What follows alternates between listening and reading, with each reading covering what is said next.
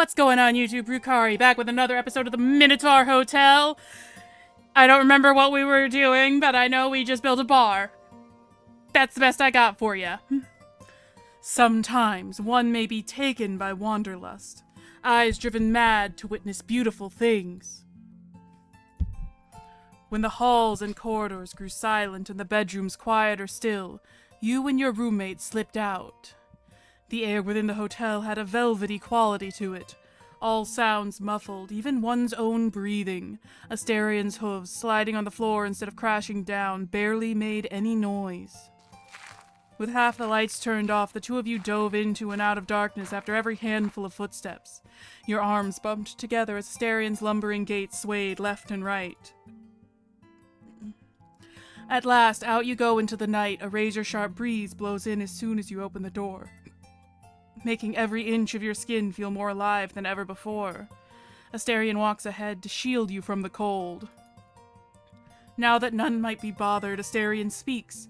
The usual pleasantries to loosen one's tongue give way to skittering thoughts and topics. The new guests, of course, but also a few words about the more peculiar among the ones who came before.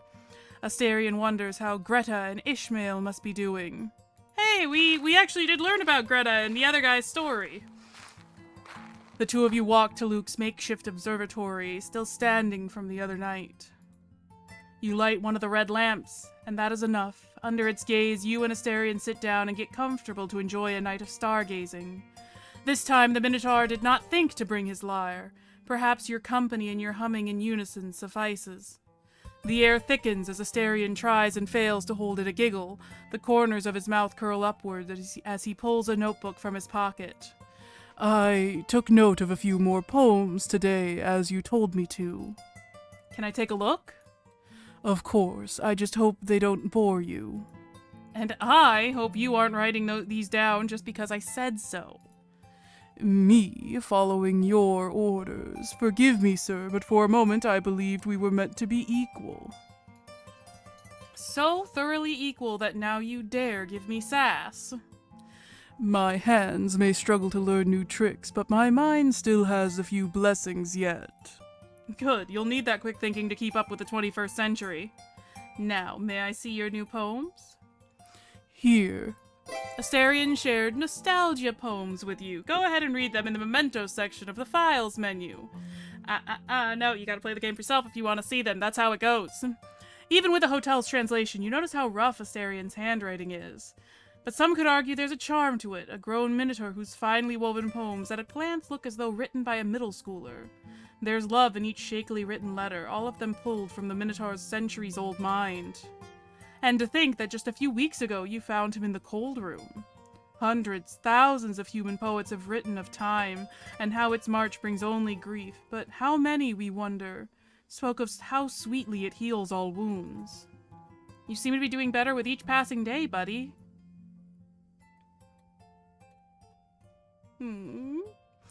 Do I? Little shy bull. No doubt about it. It looks like you've become a whole new person with every week I've been here. Kind of literally, if you go based on the art style.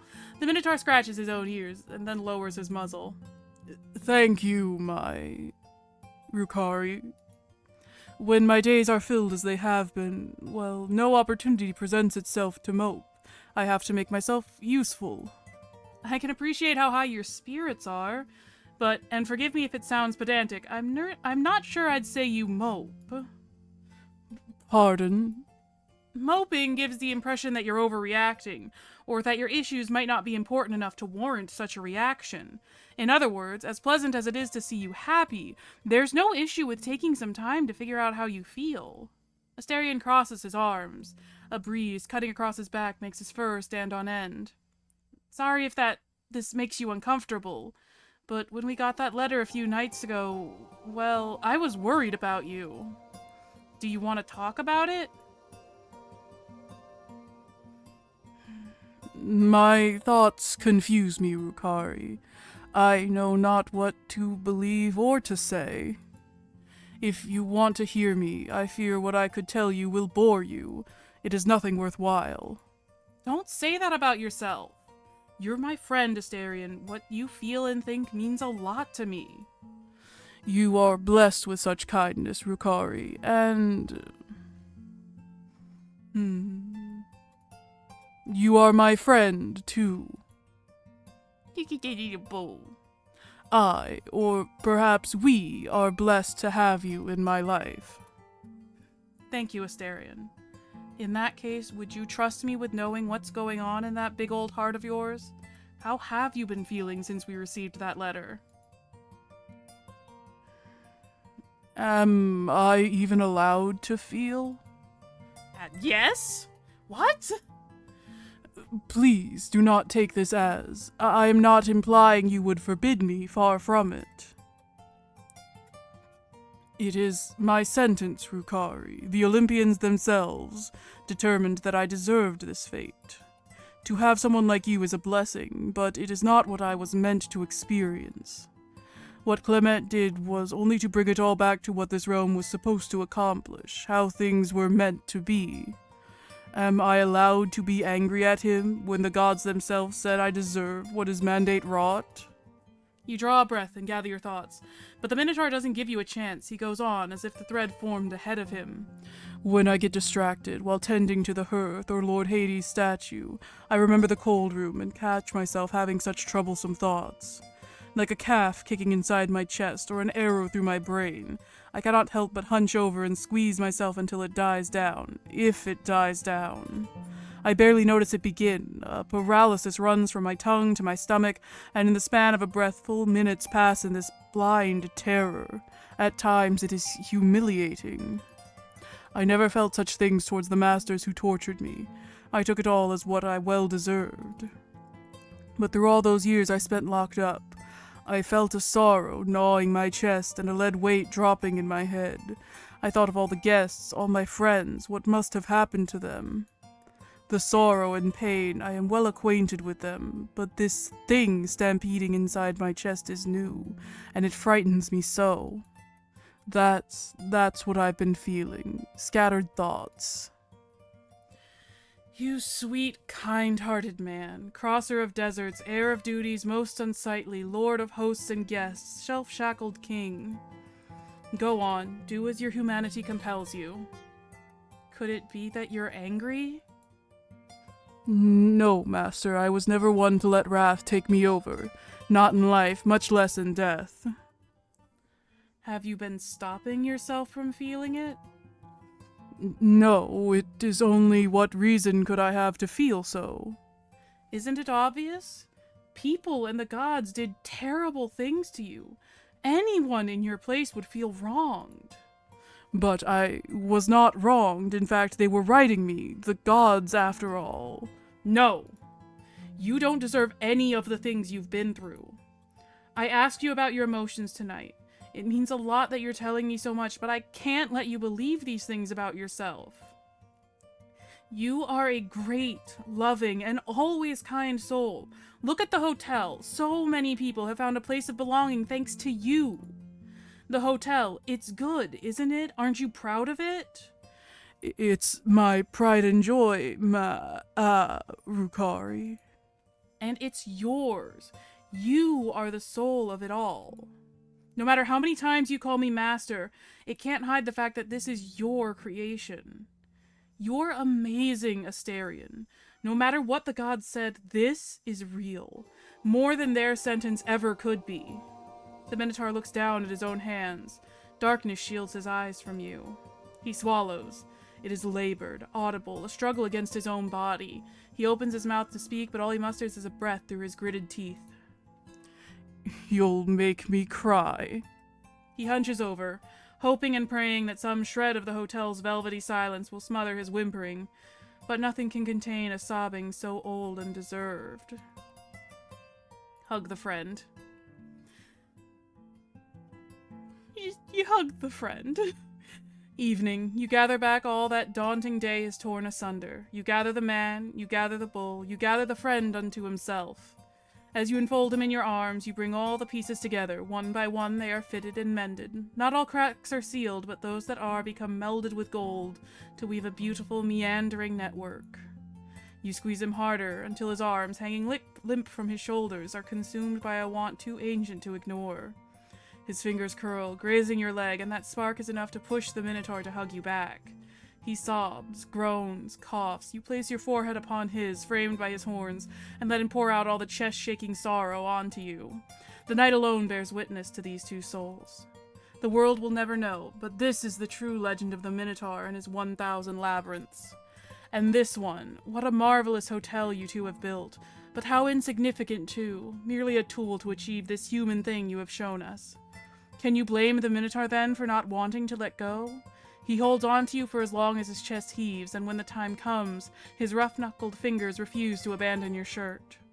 And should one reprehend him for remaining close afterwards, shoulder touching yours, sharing that bit of warmth? You reach out and lay an arm over his shoulders. Alone, unwatched, the two of you huddle together. You let time pass, as much as the friend requires. Rukari, the kind, a cowherd warm, a sturdy man, and more, the gentlest master ere this desert realm has seen. Asterion the Great, the finest host in all of mankind's history. A soft groan, the Minotaur ponders. Why does this man extend such kindness to me?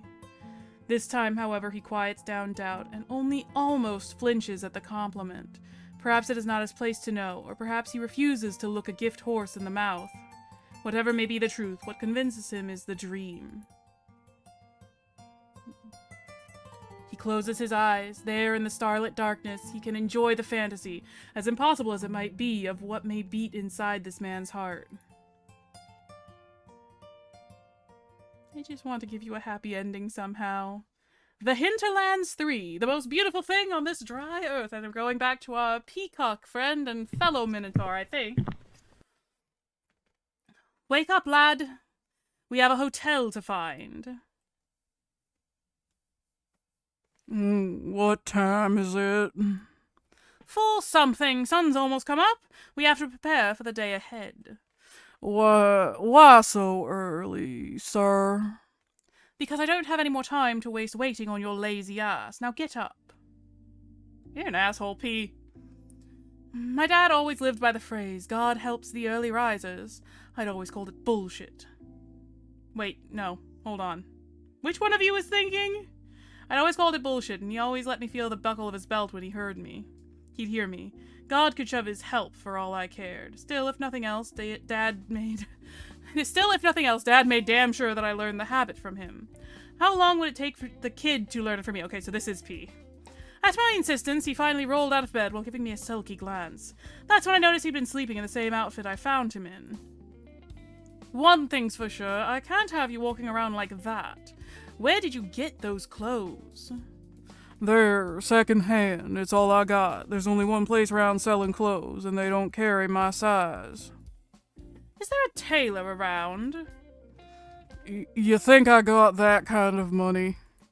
How expensive is it? Expensive enough to have a type that's welcome there, and even with a charm, I ain't it. Shit. Well, we'll figure something out. Nini's dream told her that we'd find the hotel after... I just realized that Greta was the lady who helped with the computer stuff. Why did I forget their names after all this time? Ignore me! Nini's dream told her that we'd find the hotel after I deal with my grandpa's unfinished business. We have to visit the Colonel's estate to retrieve the mortal remains. Then get across from a lake and give them a proper burial. Is that how this sort of magic stuff goes? You ever done something like this before? I've never pacified or exorcised spirits before, no. But I do know more than most about how this sort of magic stuff works, and I can tell something's off. There's not really much of a rhyme or reason to it. Nini may be right, it's just... It sounds like bullshit, sir. Right. The kid could be sharp when he wanted to be.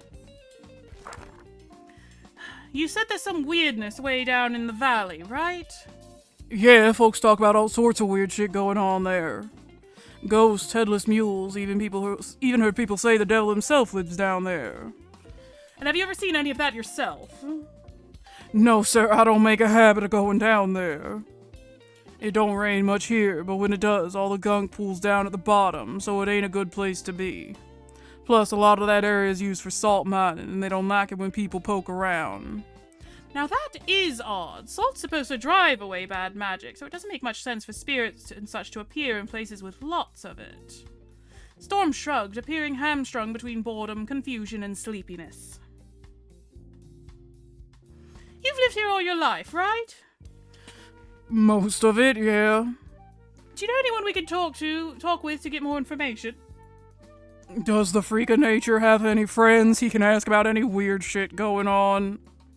I took a moment to pray for all the patience my dad never had with me when I got like that. Okay, smartass, do you know of anyone we can talk with? Can probably think of a couple once we get on the road.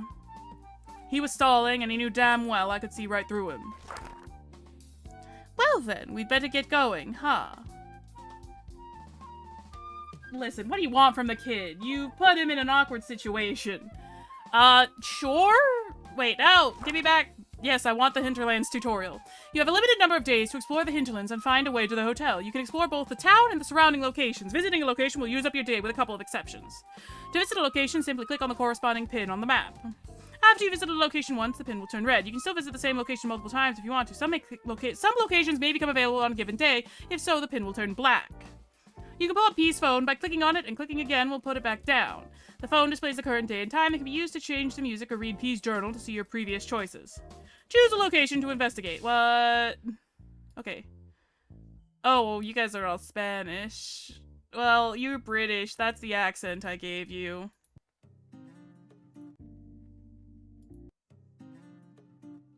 Okay, I only got 2 music options. Well, you're a peacock with a Spanish accent because that's what I came up with in the moment. Okay, so we can go to the Start Plains, the pond, the archaeological site, the bus stop, or the flooded town. Well, I mean, we need to investigate the Colonel's estate, but we probably need to get some proper clothes for this kid first. So what do you have in mind for today? Just a little errand. I recall hearing about a tailor near the town hall, so I was thinking we could go there and get you some nicer clothes. Oh, thanks. I'd like that, yeah. Ain't gonna be coy about it. I was already thinking of buying some clothes, but... Keep the money for something else. I'll deal with it. Shouldn't be too expensive. Thanks, boss. I figured it wasn't right walking around with Storm wearing the clothes he was. It was humiliating for himself and for myself and for him. Unfortunately, a cursory exploration of the only clothing store in town only confirmed my suspicions. Even with his horns and tail out of the equation, none of the basic brands on offer carried anything Minotaur-sized. With no other options, I asked around and learned about the local seamstress, then called to arrange things. She was an old, hunchbacked lady whose eyes and ears had retired without her some years back. But so long as her fingers worked, she had resolved to do the same, to help support her kids, grandkids, and great-grandkids. She provided the overalls the local farmhands used. There were dozens of them in all sizes, so we could pass by and grab one without much fuss. Sturdy material, I could cut a hole for the kid's tail on the backside myself with a sharp knife, and it probably wouldn't tear further. She also could take some clothes of mine and alter or butcher them for Storm. The Minotaur would definitely appreciate a custom-tailored outfit more than the overalls, and there was no question he'd be more presentable in a dress shirt and khakis. However, making it work could take a lot of time, perhaps the whole day. I weigh the options and choose to... I feel like... Listen, P, I know you're kind of an asshole, but it'll be a better image while you're asking around if he's dressed proper. I brought more clothes on this trip than I'd honestly need. I could part ways with most of them. Hell, I don't even wear some of them more than once or twice per year. When we got there, the tailor changed her mind and said it wouldn't take too long, just 1 or 2 hours on top of the short trip back to the hotel to get a few shirts and pants. Which became 3 when her grandkid showed up from the back room, requiring a good portion of her attention. Then 5, counting a lunch break, and it ended up costing us the whole goddamn day after all. While she was off doing her thing, I went around town asking people about the hotel. No success on that front. Storm followed from a distance, enjoying a fine day of looking like a human. He had a smile plastered on his face the whole time. We returned to the tailor a few times over the course of the day until it was all finally ready. Every time the old seamstress took a measurement, her grin grew wider. Each moment she ignored his bovine features was a proof of a concord kept. Like Icarus borne aloft on giddy, childish energy, Storm's tail beat against his back. At least, until she swore at him to hold still while giving his thrashing tail a tug for emphasis. Storm looked at me with all the horror of a man made to realize the frailty of his hopes. Peacock feather wings and wax promises were all that separated him from plunging back into the hell he'd become accustomed to.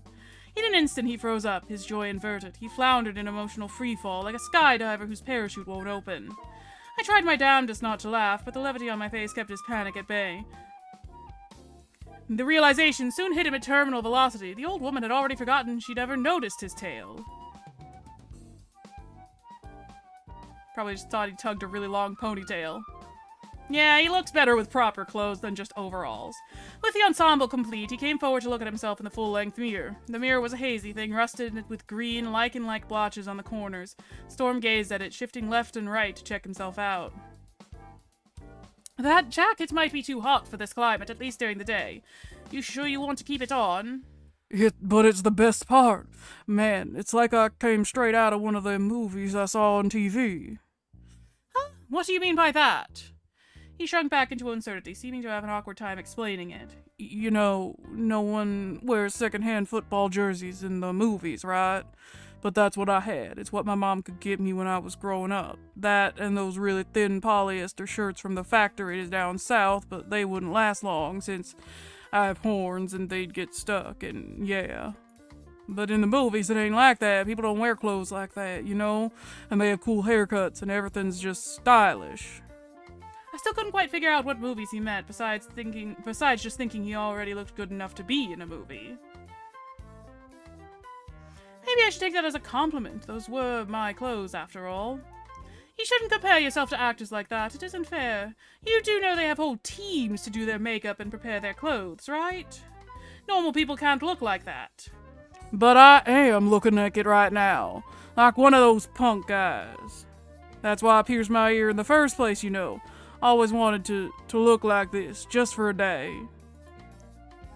Kid, are you serious? Calling my clothes, of all things, punk? For a tough guy in a rough place, you're pretty damn sheltered. Doesn't have to be for a day. Those clothes are yours to keep. And I can't say I'm surprised you want to look punk. The ear gauge did give it away. How'd you even get it pierced around these parts? Is there a tattoo parlor or something? I'm pretty sure you just went to a cattle farm. So back then, some years ago, I just turned 18. I was spending a while away from home, and there was a gang. I joined up with them, and I was told I had to impress. So I got the idea of sneaking into a farm and getting the needle gun they used to tag cattle. Even P looks down about that. Yeah, so that happened. Things got complicated later, so I left, but I did actually want the ear thing.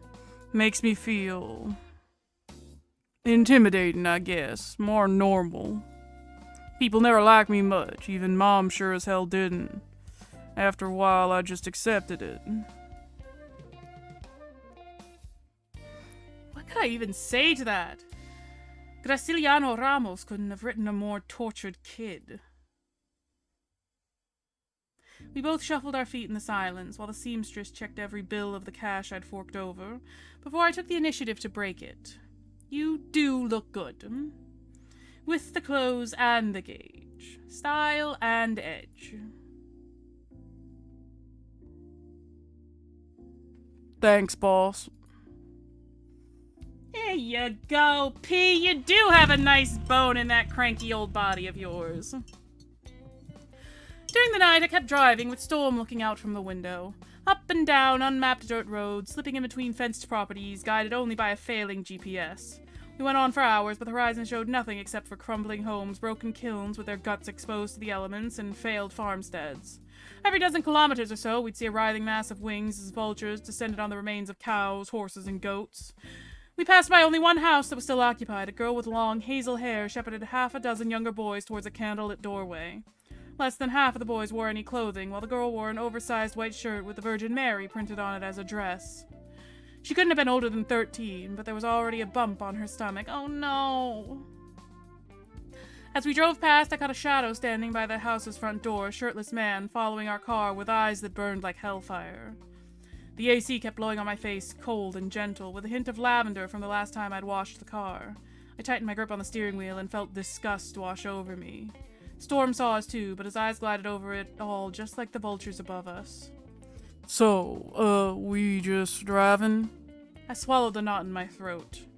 Just driving. This is one of the areas where my grandpa searched for the hotel all those decades ago. Dusk is a special time. Rituals performed at this hour are more potent, and hidden things are more eager to reveal themselves. I can see well enough on my own, but you keep your eyes peeled for anything hotel-like. I never been to a hotel, though. What's one even look like? What does a hotel look like? Is there even a way to describe it that encompasses all the different kinds? Haven't you ever watched a movie? Surely you've seen a hotel in one of them. I mean, yeah, but you're telling me we'll find an American hotel out here in the middle of... The kid trailed off as he turned to look out the windshield, and his eyes got wide like he'd seen a ghost. Ahead, at a junction, stood a single wall, all that remained of some building. Incomprehensible graffiti was scrawled across it like some kind of esoteric signage. A few of the markings looked fresh. Before I could ask what the matter was, he reached over to squeeze my arm in a death grip. You'd better take that next ride over there, boss. Why? The GPS says there's a truck stop to the left. We could use a refill. No. Your GPS is wrong. We gotta get out of here. That place is trouble. The stop you're going for shut down damn near a decade ago, and now it's... At first I thought he was just whining, but something changed that real quick. I still don't know whether it was some note in his voice or the sudden prickling on the back of my neck, but either way my foot slammed down on the brake pedal. Dangerous? Yeah. Turn right. There's another gas station not too far if we go that way. I craned my neck to look around us and saw only the deepening darkness of late evening. Nothing was happening near here. It felt like nothing had happened for years. Nothing was spooking the kid rigid, so I turned right.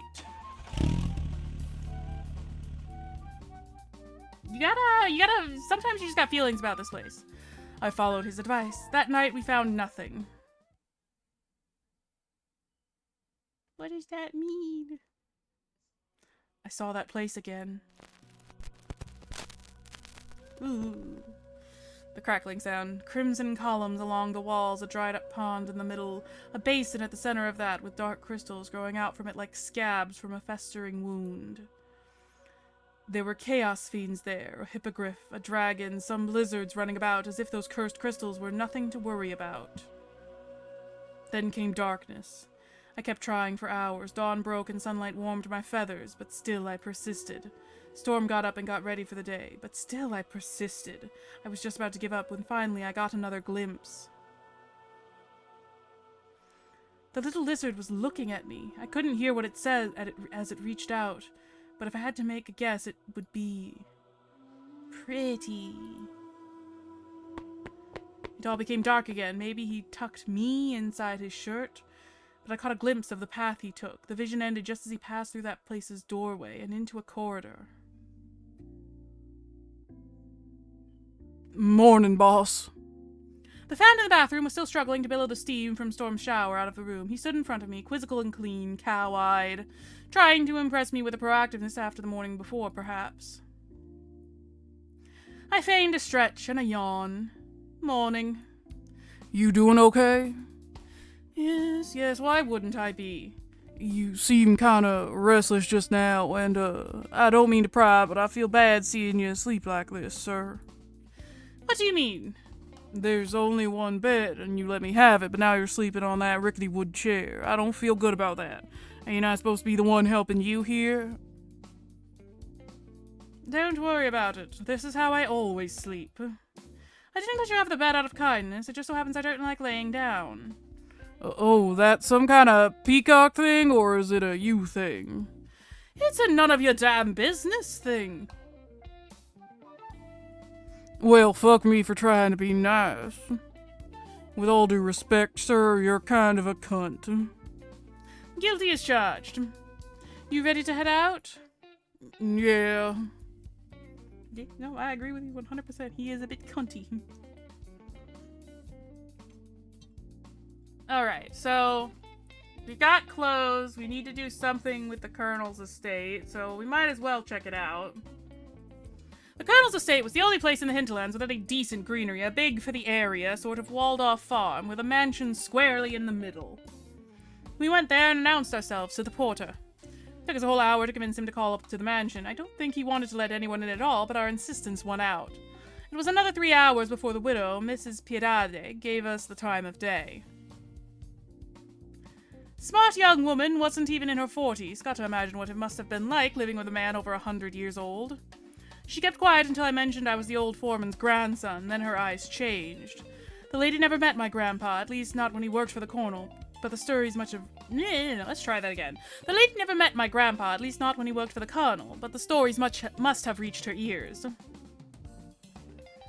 Maybe she didn't like him that much either.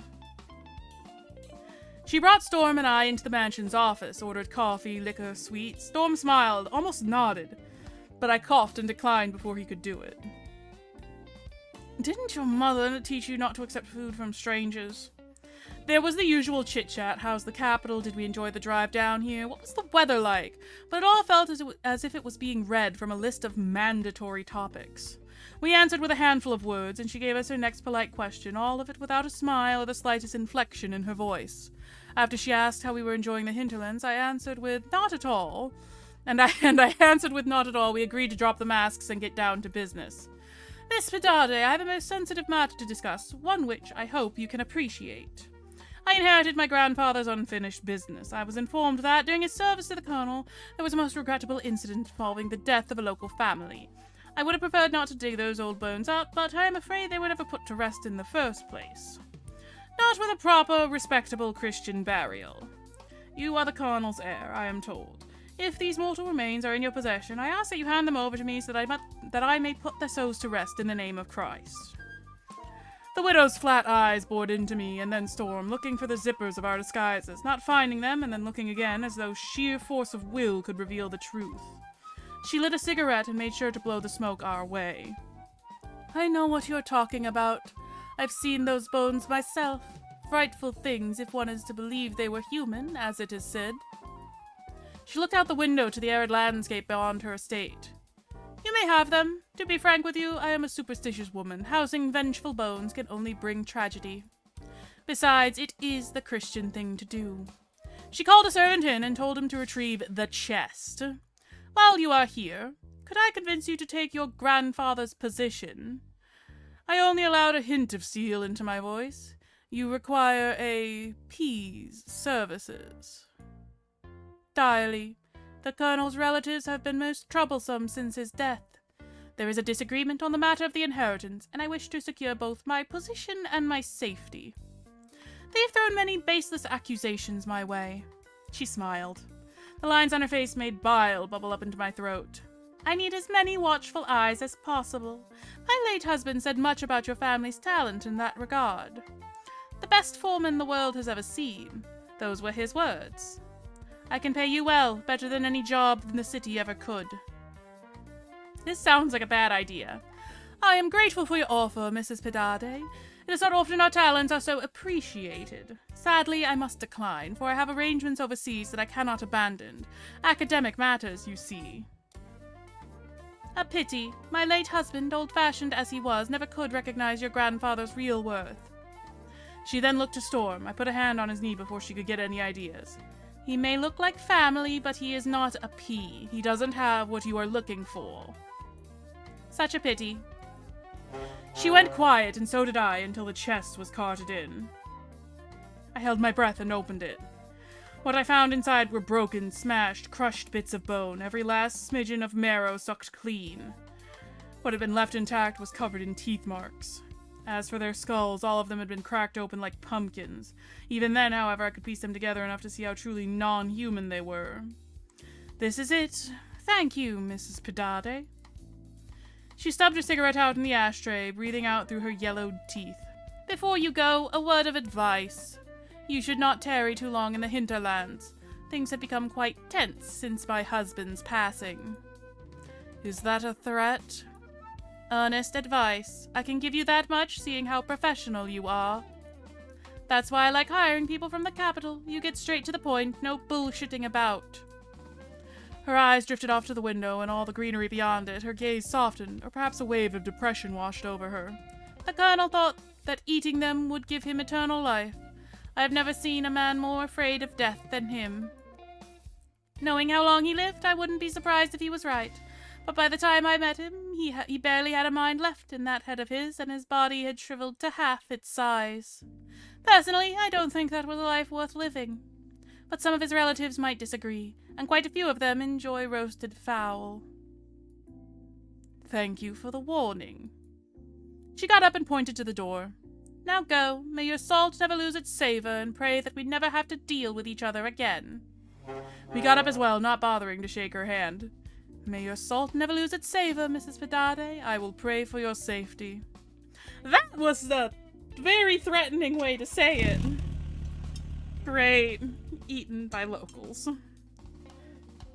Once more we drove around, this time following my grandpa's notes.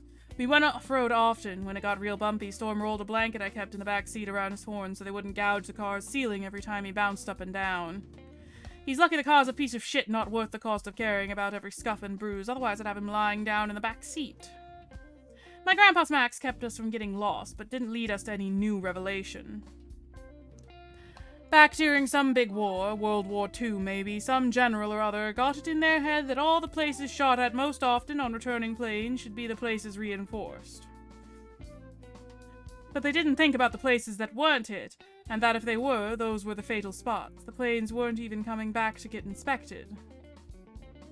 So all the blank spots on Grandpa's maps, were they his missteps and missed opportunities, or were they what kept him from dying out in that hellhole? On our way back into town, we saw a car parked on the road's shoulder, with the hood pulled up. There were 3 people, 2 men, 1 woman, sitting on the ground or leaning against the bumper as they watched us pass. I made no motion to pull over. We left them behind. But the kid couldn't keep quiet about it. You think they'll be alright? Why does it matter? They're probably robbers hoping to score a new car to dismantle... I'm having trouble talking all of a sudden. They're probably robbers hoping to score a new car to dismantle for scrap. If we stop, we might even get killed. How do you know that? Back when I was on the force, that's all I ever heard about from the hinterlands. Happens every other day. He let out a very moo-like groan. You're a cop? Kids. Did he fancy himself a rebel? Would he want to test his mettle against the man? He looked unsure of himself, like he was almost humiliated just sitting next to me. I quit a while ago. Oh, okay. Why? You do something you regret, Storm? No, sir. Then why is your voice 2 tones higher? You don't have to worry. As I said, I'm not an officer anymore. I don't care if you've broken the law. Besides, you are under my wing. I can't let you get sent to jail before your job's done. Oh, thanks, sir. You're welcome. You don't care to know what I did? No. He doesn't care about any shit. But if you feel like talking, go on ahead. What if I killed someone? Wouldn't you want to know about that? He was so sure of himself with that cocky grin, like a calf or a dog leaping about, inviting me to play along. And his eyes, too, glistening, softened by a smile, focused on my face and not on the bulge of a gun in my pants. Well, I guess that is just a gun in your pants. Well... His voice was a rumbling bass, with a thick accent and sudden bouts of sharpness, like glass shards hidden beneath the beach's sand. But there was still a hint of boyhood in it, too. A man's voice changes when he kills and gets away with it. When you learn murder can be a good enough solution to your problems, it leaves a stain behind. I'd had plenty of that type of voice, both in my time on the force and when I would visit the hinterlands with my dad and grandpa. I almost could have thanked God that Storm still sounded right as rain. You probably couldn't kill a fly, let alone another person. If it wasn't for the horns and hooves, I'd guess pickpocket. That seems more up your alley. What are you saying? I'm weak?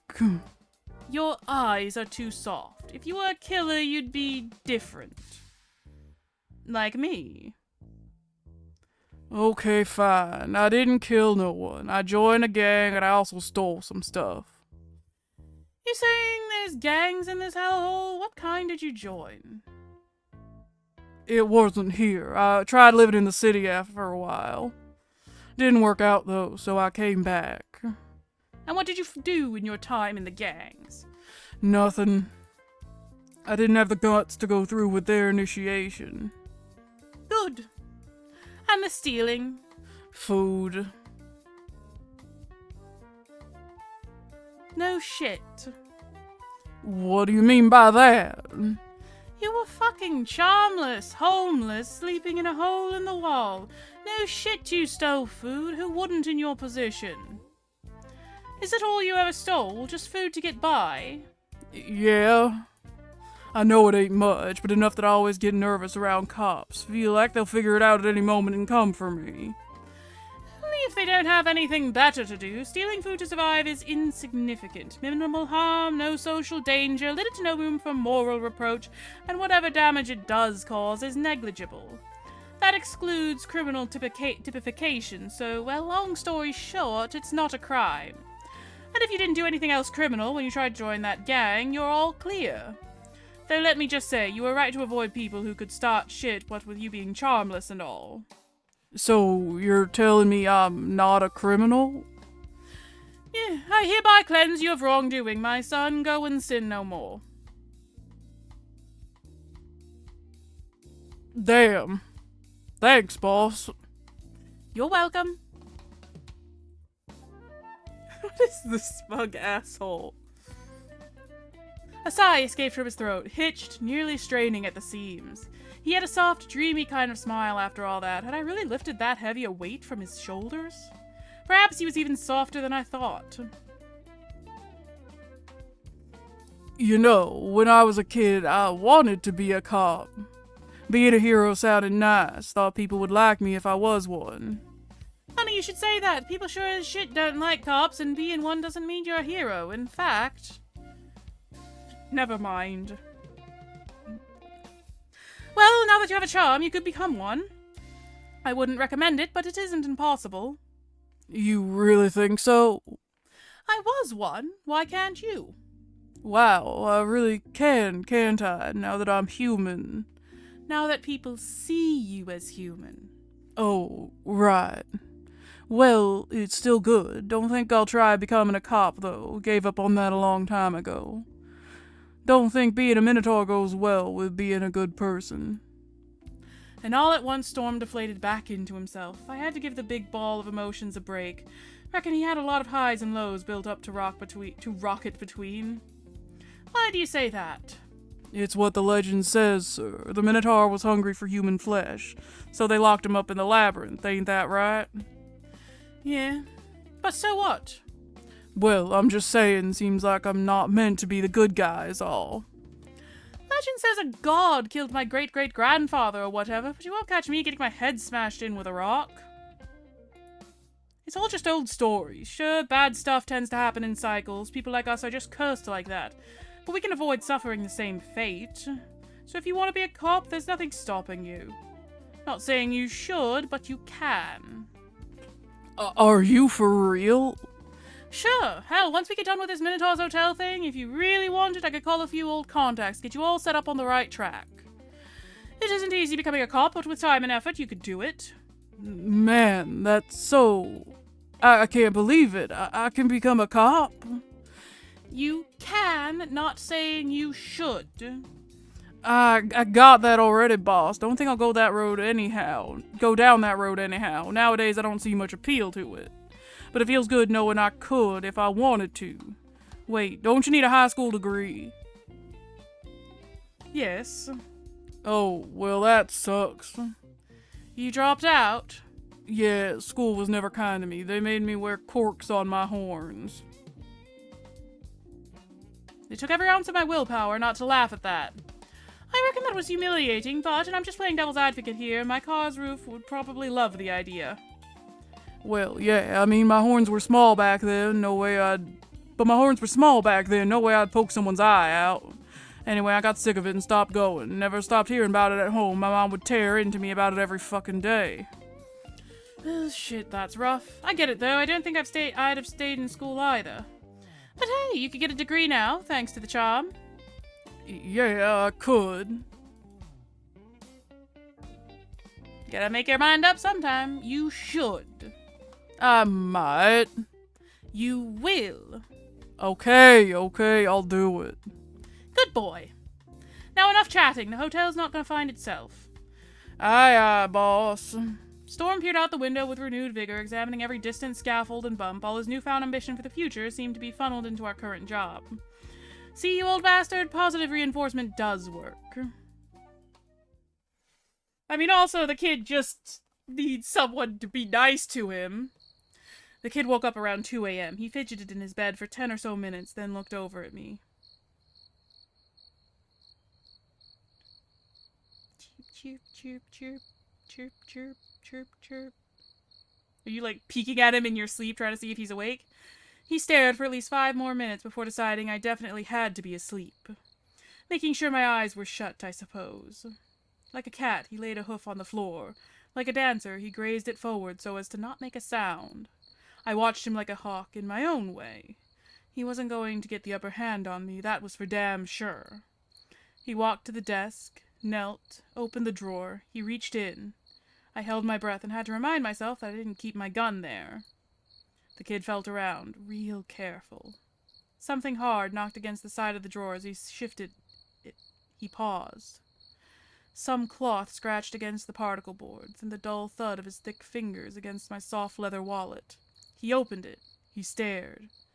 I took a breath, got to thinking. Can't say I don't understand. Reckon I'd do the same in his position, only an idiot would let the opportunity pass. If he takes the money and runs, I can give him a 30-second head start. But if he goes back to bed thinking I'll fall for it, he's got another goddamn thing coming. And if he tries to do anything funny with me, he can't see as well as I can in the dark. That'll give me the advantage. He looks terrified. There was a tap against the sheets of the bed. His tail was twitching. He reached in and brushed a finger over the bills.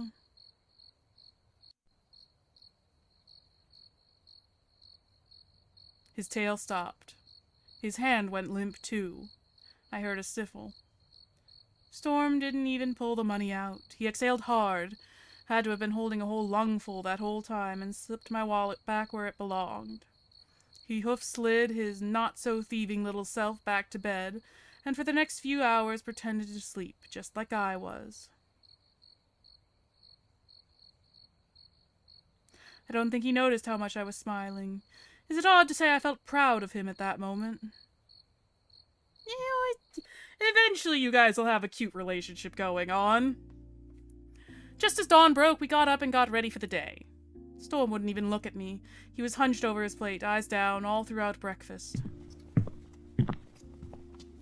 Before waking up, I had decided not to talk about it, but with all that guilt reeking off of him, I had no other choice.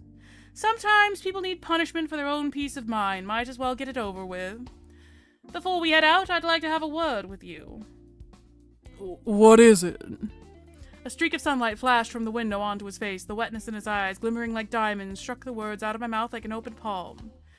What could I have even said to him? That I understood and was proud he didn't steal my money? That I was proud he'd do what he needed to survive? Curse upon curse piled onto us. If you don't grab the hold of life first, it won't even blink as it wrings your neck. Maybe he should have run off with the money. The fact that he tried shows he's not an idiot, and that's something I can appreciate. Birds of a feather flock together, I suppose. But I can't tell him that. Boss? Sorry, I was lost in thought. It's just... I felt the feathers at the back of my neck ruffling and itching, and ended up blurting out the first thing that came to mind. I like to believe that what makes us good is not what we want to do, but what we stop ourselves from doing. Or how much we hold ourselves back from doing what we shouldn't. We all want awful things sometimes, don't we? Because we might need them to survive, or we want this or that, or sometimes just because fucked up stuff can give you a kind of high. Have you ever wanted something like that? Something that makes you feel like the worst person in the world? It can just pop out of nowhere. A fucked up idea, and it makes you feel like a sick freak. Or maybe you feel like everything's going too good for you, and that can't be right. It can't last for long. So you do whatever you can to get caught and kicked out. You might as well, since it's gonna happen anyways, and the wait is just unbearable. Have you ever felt that? He's terrified again. Yes, sir. I'm on the same boat. I feel it every day. But there's something My dry tongue glued itself to the roof of my mouth. I almost gave up on the entire thing, but kept telling myself that I had to say it, even if I wasn't sure I believed it. There's one thing I know for sure. What we think about in those darker moments doesn't make us bad people. What matters is whether or not we give in to it. There's something good in having the strength to hold on to what's right, even if it's at the last possible second. I have to respect someone who could get away with a crime scot-free, and then turns around and does the right thing instead. I had to swallow the lump in my throat to stop myself from saying too much. This wasn't about me. You understand what I'm saying? What did you do, Mr. Peacock? Yes, sir. Good. Thank you. It won't happen again, sir. You promise? Yeah. We stood there like a pair of statues. I didn't know what else to say, and by the fidgeting of his legs, neither did he. That should have been it. Time to head out and search for the hotel. But still, my feathers stayed ruffled. More words crawled up into my throat, and I let them out before I could think them through. When this is all over and done with, you can come with me. There's no future for you out here, and I can help you make a fresh start back in the city. I didn't even know if I could do it. I didn't even know what I would do after this adventure was done. But there I was, making a promise I knew I couldn't keep. I reached out to give him a half hug, or maybe more like a pat in the back. But then he wrapped me up in his arms and started squeezing my lungs out. He lifted me off the ground and into the air before I could say anything. Squished as I was, I could only breathe in his stench and wriggle my legs. It took a while, but when he calmed down, he let me go, finally. Okay, enough horsing around. Let's head out and find that damn hotel. Yeah, let's go. And... oh, wait. Before I forget, there's one thing you should know. I don't sleep. At all. Oh, good to know. Awkward. As we walked out to my car, I couldn't stop asking myself why I'd promised to help him in the first place. His hands holding my wallet, tail tapping against the bed, the way he couldn't hold in a sniffle when his fingers touched the bills. You sad, sick piece of shit. You like having power over the kid, don't you? Makes it real damn easy to make him do whatever you want, huh? Do you really still think you can play the good guy? You'll just disappoint him when he finally sees what a sorry excuse of a man you are. You know that, right? Or maybe you like that he's dirty like you. You wouldn't even be able to relate to him otherwise, would you? Maybe birds of a feather do flock together. It was already done. At least he'd be more motivated after that little pep talk, and that was reason enough to do it. It might help us reach the hotel. Plus, as long as he believed that promise, he wouldn't try to pull anything else like that. We'd both be safer for it. So I told myself that's all it was. That had to be it. But the further I drove from the inn, the less sure I became. Okay, now we're gonna pause it here, which is where I thought we were going next. We've got some bones. It's the 3rd of September, and, yep, that's 12 people killed that are definitely probably all like them. Thank you guys so much for watching. We'll continue exploring the Hinterlands with Mr. Definitely Not a Bad Guy and Mr. I Am So Sorry Buddy. In the next episode, if you guys like it, feel free to like it, subscribe if you want to see more. We're uploading again super consistently, and it's great. Don't you feel great? I don't know what else to say, so I'm gonna leave here. Okay, bye!